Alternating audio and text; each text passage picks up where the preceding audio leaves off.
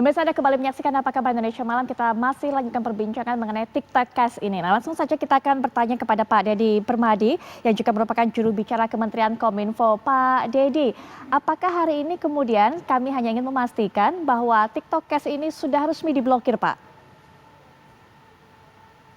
Baik, setelah menerima surat resmi permohonan dari Otoritas Jasa Keuangan tertanggal 10 Februari 2021 atau kemarin, Kominfo langsung melakukan pemutusan akses atau blokir terhadap tiktokicast.com. Nah, ini artinya kita sudah secara resmi melakukan pemblokiran terhadap platform ini. Baik Pak Dedi, karena memang sempat tadi kami mendapatkan informasi pada sekitar petang tadi pukul 5:30, sekitar pukul segitu, ada yang mencoba mengklik TikTok Cash, masih ada yang bisa untuk bisa tersambung dengan situs tersebut. Tapi terlepas dari itu, apa sebenarnya dasar dari Kominfo untuk melakukan pemblokiran terhadap ini, Pak? Baik, sebetulnya ada dua dasar utama yang membuat Kominfo bergerak cepat untuk melakukan pemblokiran ini. Yang pertama adalah Kominfo memang memiliki mandat sesuai dengan Undang-Undang ITE, sesuai dengan PP 71 2019 maupun sesuai dengan Permen Kominfo nomor 5 tahun 2020 untuk melakukan pemutusan akses jika ada konten negatif atau muatan atau aktivitas yang melanggar perundangan yang berlaku. Nah, ini kita menengarai ada satu aktivitas, yaitu penghimpunan dana masyarakat dan pengelolaan investasi tanpa izin atau tidak resmi. Nah, dengan demikian maka Kominfo memiliki pijakan yang cukup kuat untuk segera melakukan blokir.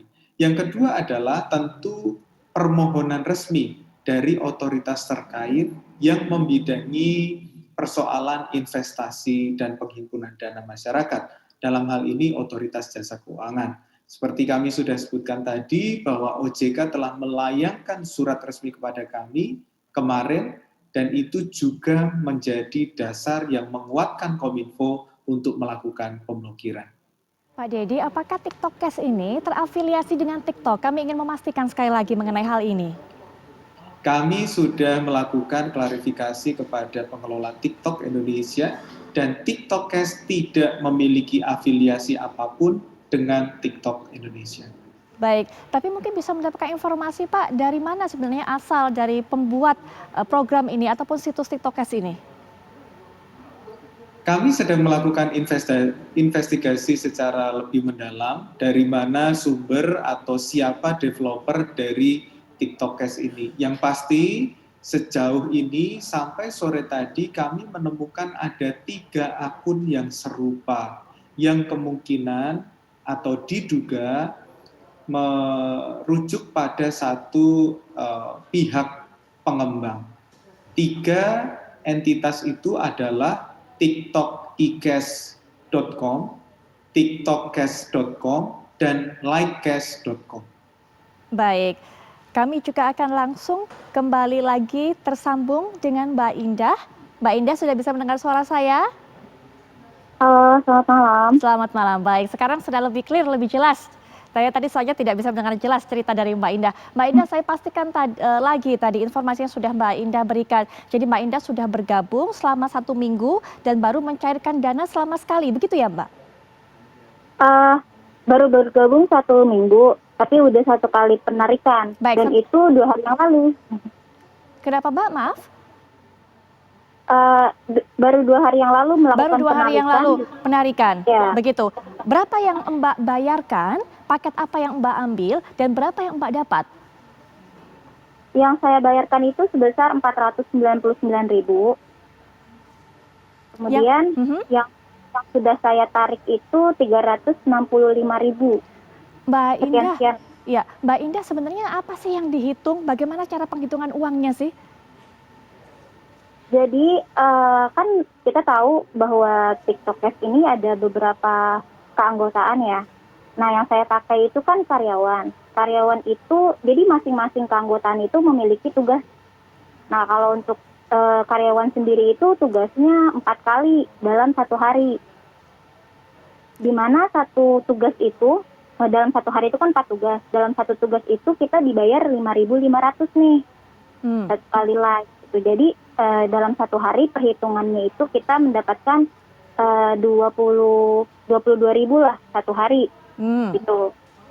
Jadi kalau untuk perhitungan kenapa orang-orang banyak tergiur ya, karena kan kita modal itu 499.000.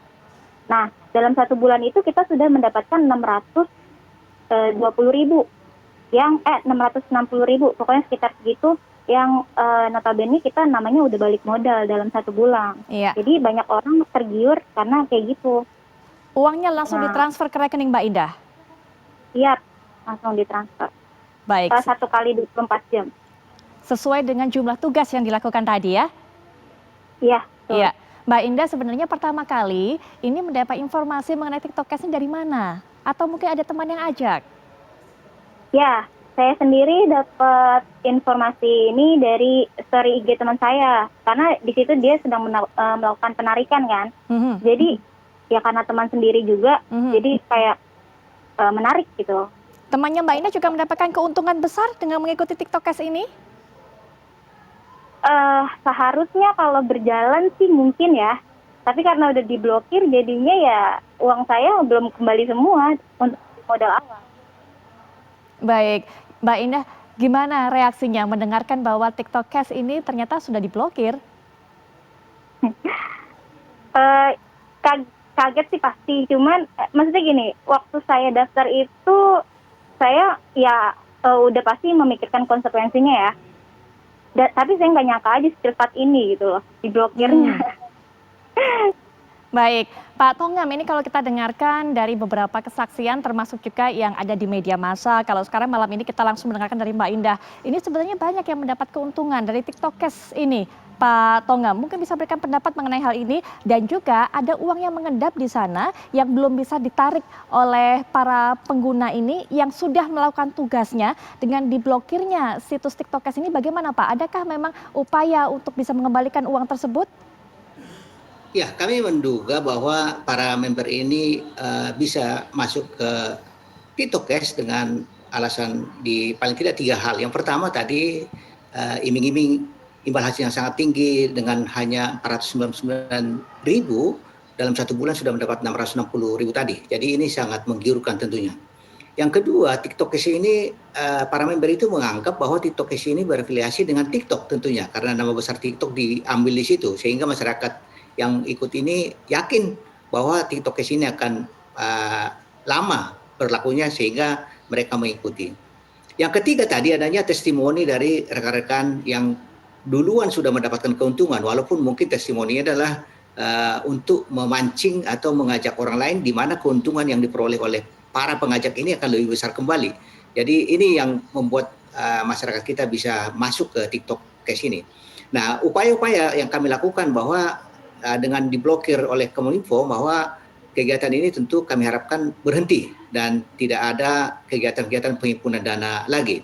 Nah, memang sangat berisiko bahwa rekan-rekan member yang sudah membeli paket keanggotaan itu menjadi tertahan. Kegiatan-kegiatan seperti ini memang akan sangat merugikan mereka. Dan tidak pernah ada kembali uang yang masuk ke investasi ilegal. Pengalaman kita di Koperasi Pandawa contohnya yang memberikan bunga 10% per bulan, itu sangat tidak mungkin ada kembali sampai 10% pun tidak kembali. Nah, oleh karena itu kami sangat mendorong kepada para member yang merasa dirugikan oleh TikTok Cash ini untuk segera melapor ke polisi tentunya. Karena apa yang dilakukan oleh TikTok Cash ini adalah kegiatan-kegiatan yang tidak ada izin dan diduga merupakan money game dan merugikan masyarakat. Jadi masyarakat kami harapkan bisa melapor ke polisi. Baik, Mas Tuhu, sepertinya zaman sekarang ini semuanya serba lebih gampang atau setidaknya lebih banyak varian. Dapat uang banyak, mungkin lebih cepat, caranya bukan cara-cara konvensional lagi, tapi caranya lewat media sosial. Sehingga banyak yang menyalahgunakan metode ini, Mas Tuhu.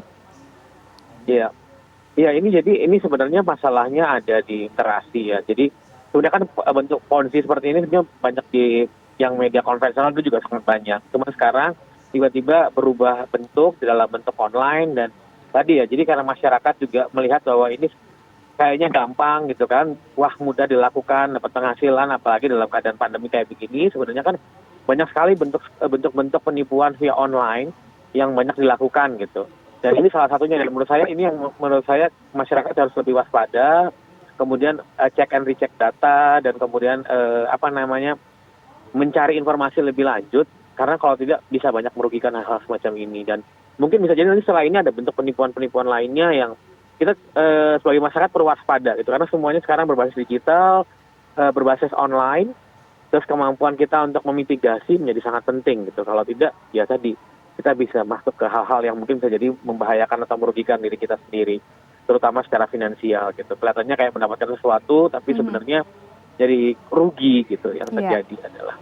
Baik, atau kadang-kadang manis di awal, Mas Tuh, Betul, pahitnya baru kerasa betul. belakangan begitu. Mas Tuh, nanti kita Betul, akan lanjutkan benar sekali. perbincangan kita, termasuk juga dengan para narasumber lainnya. Tapi Mbak Indah, terima kasih sudah menyempatkan waktunya untuk berbagi cerita langsung dengan kami. Dan mungkin nanti kita akan tunggu kabar berikutnya, karena banyak juga ini para pengguna TikTokers yang seperti Mbak Indah sudah beli paket, harusnya menerima lebih banyak lagi karena tugas sudah diselesaikan, tapi karena diblokir juga masih ada hak yang menggantung. Nanti kita akan tunggu kabar berikutnya. Sekali lagi terima kasih Mbak Indah. Pemirsa, kami akan jeda sejenak, tapi kami akan segera kembali saat lagi.